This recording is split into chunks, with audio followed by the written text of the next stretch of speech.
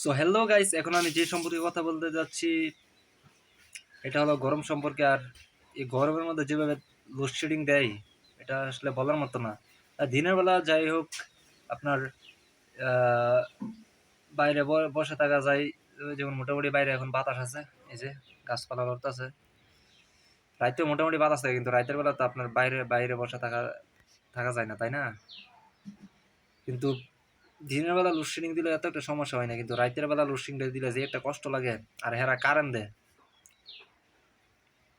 হেরা ওইতে সন্ধ্যার সময় কারেন্টটা নিব, সন্ধ্যার সময় নিব, ৯টা বাজে দিব, বা অনেক সময় সন্ধ্যার সময় থাকে কারেন্ট, ৯টা পর্যন্ত থাকে। এই জানি কারেন্ট নেয় একবারে, কারেন্ট দেয় ওইতে ৩টা রাইতের, ৩টা বাজে দিব, আবার নিব ৪টা, এরপরে নাইলে আবার ৩টা বাজে ওইতে নিব, ১২টা বাজে দিব কারেন্ট একবার সকালে ৬টা বাজে। হেরার জ্বালা রাইতে ঘুমাইতে আমি পারি না,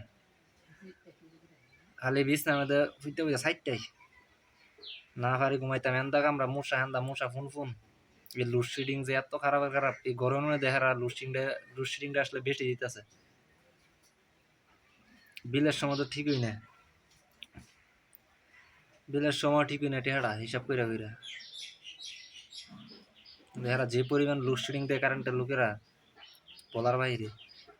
বিশেষ করে রাইতে তো ঘুমানি জানাই লোডশেডিংটার জ্বালা। আরে গরম কারে ক, আল্লাহ আল্লাহ আল্লাহ জানে যে কি যে গরম লাগে। সো আজকে ভিডিওটা এ পর্যন্তই, আর কিছু কইলাম না। কখনো গরম লাগতেছে বাইরে, বলি কি গরম তো কমে না, বাতাসায় লাগে ঠিক আছে, কিন্তু গরম কমে না।